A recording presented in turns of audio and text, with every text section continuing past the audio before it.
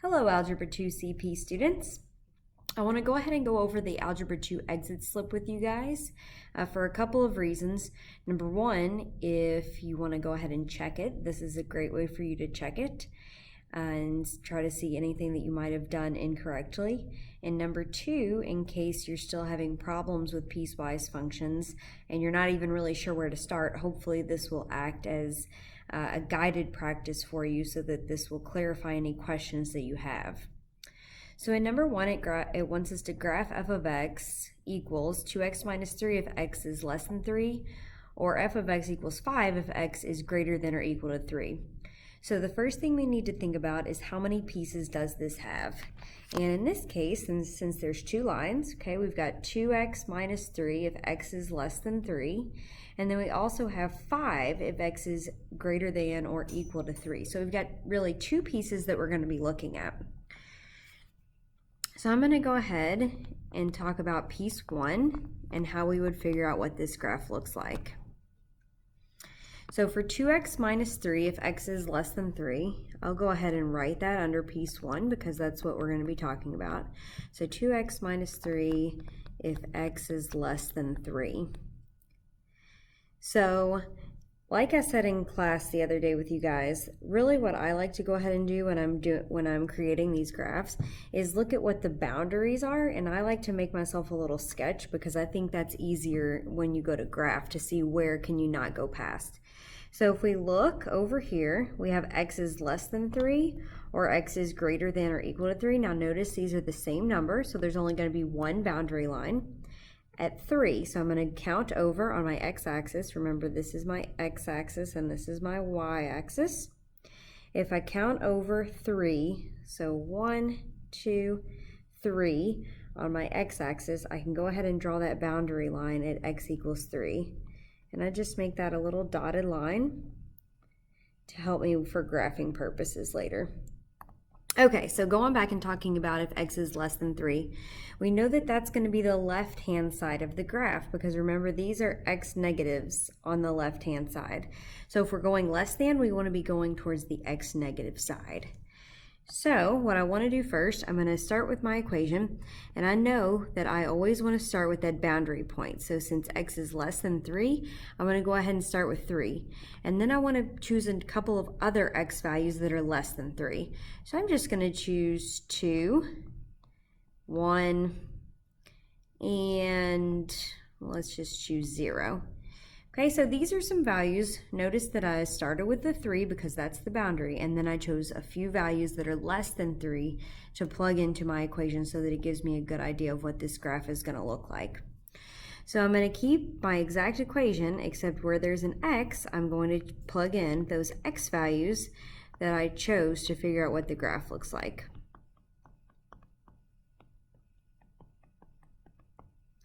So in the first one, I'm going to go ahead and plug in that 3. And so I have 2 times 3, which is 6. 6 minus 3 is 3. So that's my first y value.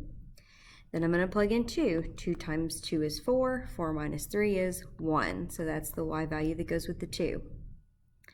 Then I'm going to plug in my 1. So I have 2 times 1 is 2. 2 minus 3 is negative 1.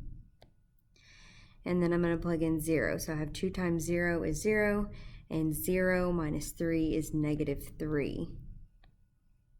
Okay, so notice that the x values, okay, for these points, the x values for the point come from whatever values I'm plugging in, which in this case are the values less than 3. 3, 2, 1, 0. The y values on these points are just coming from whatever the equation equals when I actually solve it. So now let's go ahead and graph these points on my graph so we can see what this is going to look like. So I have the first point is 3, 3. And really the important thing here, we're going to go up.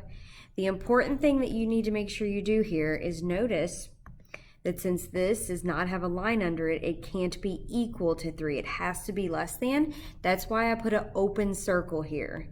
Okay, if this had had a line under it, we would have had a closed circle, but we're going to have an open circle.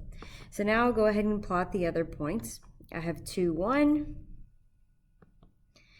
and 1, negative 1, and 0, -3.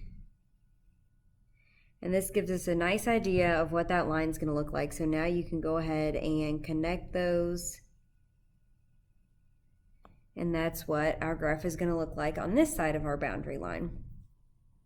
Okay, so let's go ahead and look at piece 2. And piece 2 says that we're graphing 5 if x is greater than or equal to 3.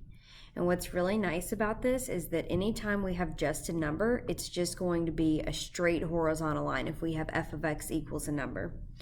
So the first point I'm going to want to think about is my 3, because that again is where we're starting. So if we look here, we want to make sure we include that boundary as our very first x. So the very first x I'm going to use is the 3. And then we know that any y value is going to be 5 because it just says f of x equals 5. So then if I choose a couple of values that are greater than 3, I can choose 4, I can choose 5. But again, because it says that f of x equals 5 if x is greater than or equal to 3, every y value here is going to be 5. So we can go ahead and fill those points in as 4, 5 and 5, 5. And if I go to graph these, my very first point at 3, 5 is going to be, notice in this case, a closed circle. And that's because in the equation that they gave us, notice there is a line underneath. So that's saying it can be equal. So then I can go ahead and graph my other couple of points, and we see that we get a nice horizontal line. And so this is what the second piece of my graph looks like. So then let's go ahead and talk about the domain and the range here. Domain is talking about my x values. So the question I like to ask myself is, are the x values to the left of the boundary point, are all of those x values getting used? And then ask myself, are all of the x values to the right also getting used? So you want to think to yourself, are all x values being used? And if they're not, then we have to talk about that. So looking at this, we see that this graph is going left forever and ever and ever and ever. That's going to cover all of these x values over here. Okay, and then if we look at the right hand side, we know that from x equals 3 over, all of these x values are going to be used. So for the domain on this one, we can go ahead and say that the domain is all real numbers, and here's a little fancy R that means all real numbers for the domain. For the range, we want to talk about, are all of the y values being used? So does the graph go down forever and ever and ever, and up forever and ever and ever, and cover every y value? Now here we see that it does go down forever and ever and ever, but there's this space right here where there's no y value at all, ever. And then we see that this y value is also taken care of, but again, all of these y values up here are never ever ever going to be used.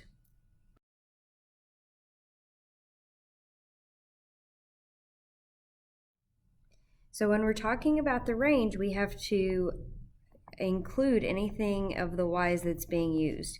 So we know that y is less than, and if we go up here and look where this is, it covers all of these, so y is less than the value of 3. We know that if we go ahead and say that, that's going to cover all of these y values down here that are used. So it's going to take care of all of these y values down here forever and ever and ever. But we also need to make sure we include the y values here. So we're also going to say that y equals, and remember that y value was 5. Okay, so let's go ahead and look at graph number 2. I know graph number 1, I saw that it took me 9.5 minutes to explain that to you guys. So if you're feeling like this is too much of an explanation, go ahead and fast forward through some of this, but I really want to make sure that people who are having questions are having their questions answered, so I am being very specific and with lots of details on these. So on this one, we see that this one right away has 3 pieces. So let's go ahead and look at our boundaries. We've got a boundary at -3. We've got a boundary at 1, -1, and +3. So I'm going to go ahead and draw those boundary lines on my graph because that's going to help me when I go to graph my lines later on. And I'm just making those with my dotted lines again.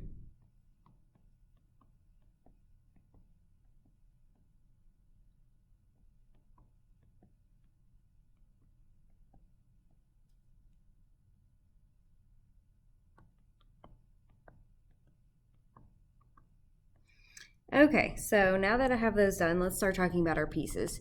So for piece number 1, I have -2x minus 3 if x is less than or equal to -3.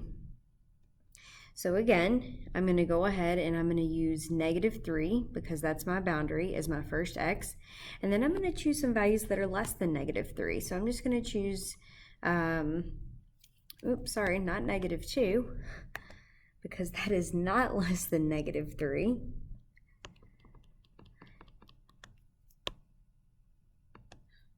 So I'm going to choose -4 and -5, just because those are values that are less than -3. So now when I go to plug these in, remember you're going to use the exact same equation that you were given for this piece, except wherever there was an x, you're going to plug in those x's that we talked about using.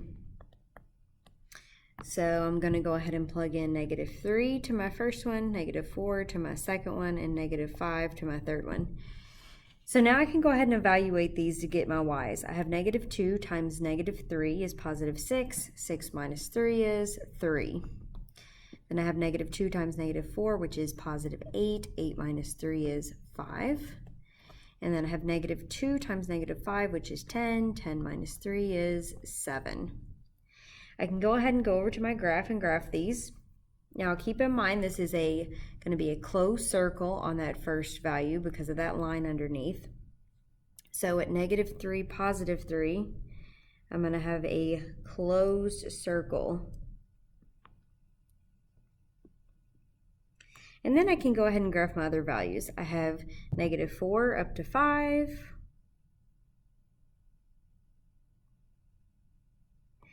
And -5 up to 7 isn't even going to be on my chart. It'll be about up here. And this is going to give us a really good idea of what that graph is going to look like.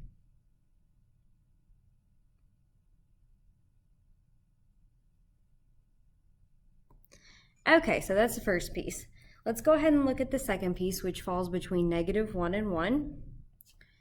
So if I'm looking at piece 2,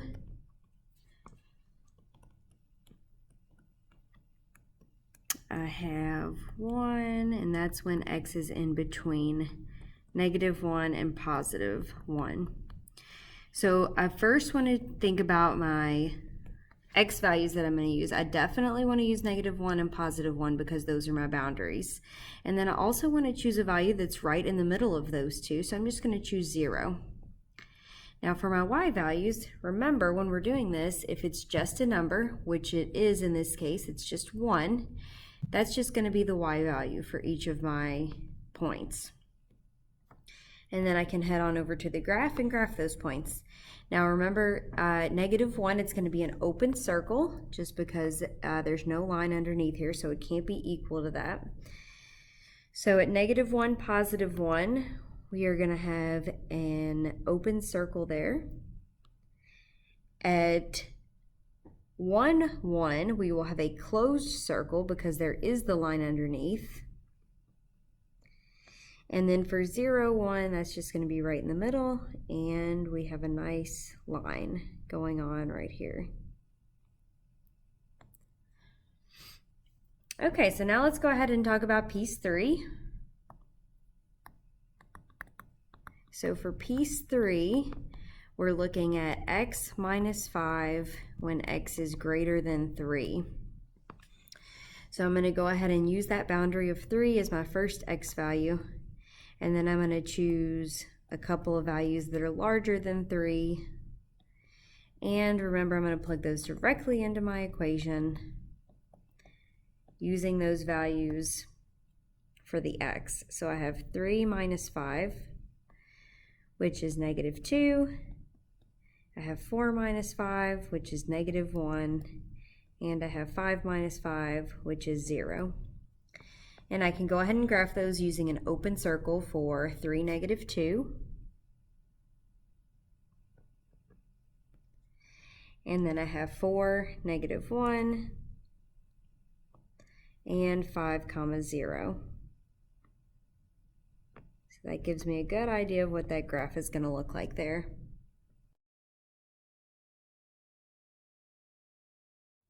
So now let's go ahead and talk about the domain and the range. So for the domain, we want to think, does it go right forever and ever? Does it go left forever and ever? And are there any gaps? So we see that the graph is going to go right forever and ever and cover all of these x's. We see that it's going to go left forever and cover all of these x's.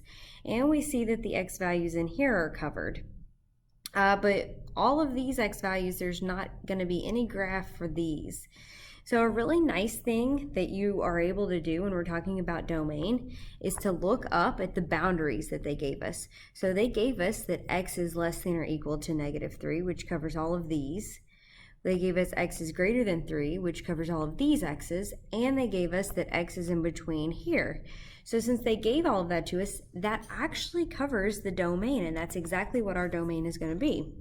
So for your domain, you can go ahead and say that x is less than or equal to negative 3.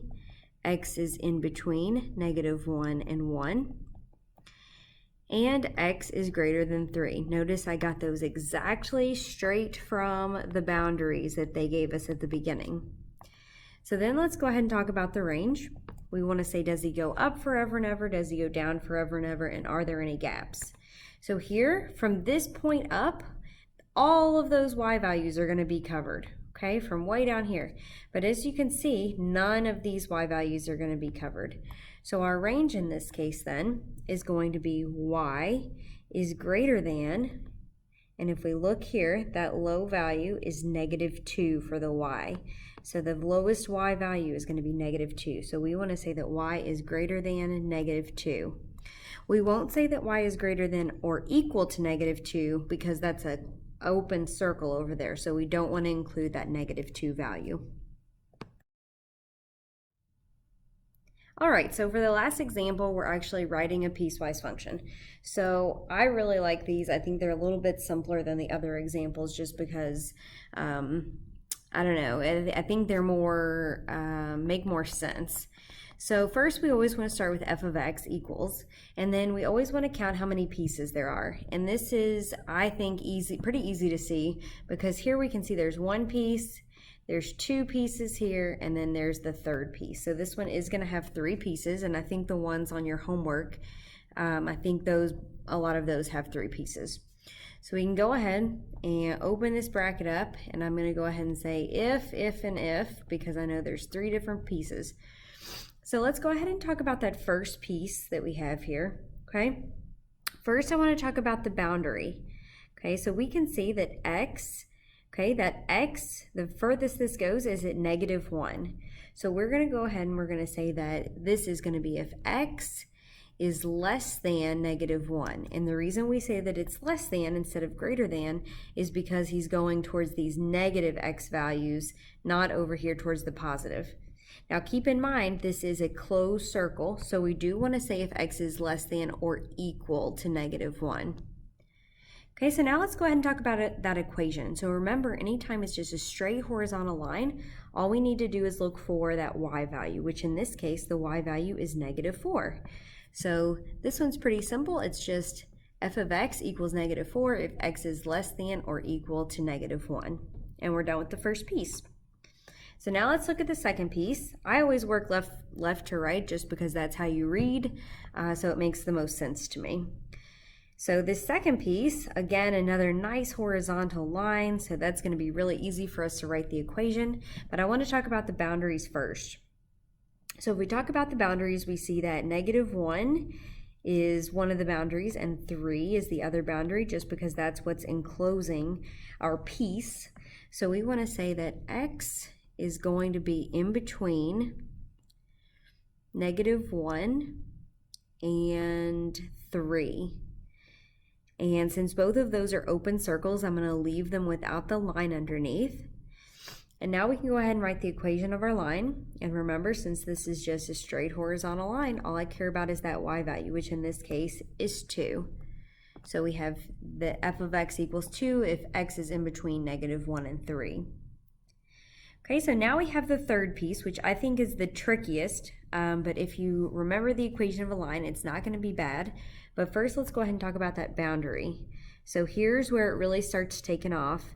Since there's not a open or closed circle here, we're going to assume that this continues on forever and ever. So we're going to go ahead and say that if x is greater than 3, this is happening, because this is the boundary that we're talking about, it when x is greater than 3.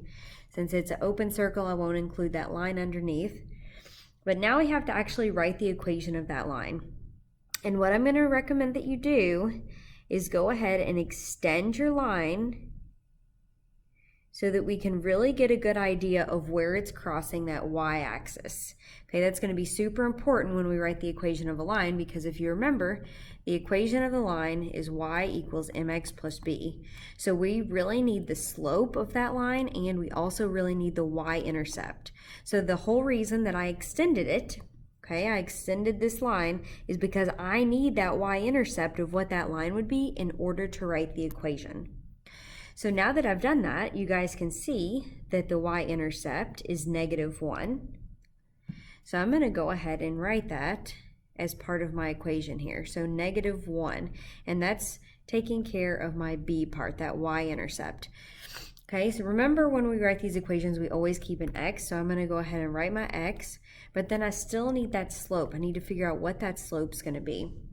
Now, we could choose 2 points on the line and do the big slope equation, but an easier way to do this is to actually just count the slope. So how many up and how many over? How many up, how many over, rise over, run. Here we can see that we just move up 1 and over 1 for each of these. So our slope is just 1 over 1 or 1x. So the equation is just 1x minus 1. Okay, so hopefully this has been beneficial for you, figuring out the 2, 6 exit slip, answering any questions you had. Please feel free to go back in and look at this as often as you need to help you with the piecewise functions. And then you have piecewise practice and more piecewise practice you're going to be completing now. And those answer keys are up on the board by the TV. Make sure you do actually try them before you just go look at the answer key and copy down what I have, because it's not going to do you any good if you're just copying exactly what I have up there. So make sure you're actually attempting them. And then when I'm back at school, I can answer any questions you guys have. Remember, if you're still confused on something, you can always utilize the math tutor room during second hour. And then I will be in here at 7:30 tomorrow morning if you need any extra help. Have a great day, guys.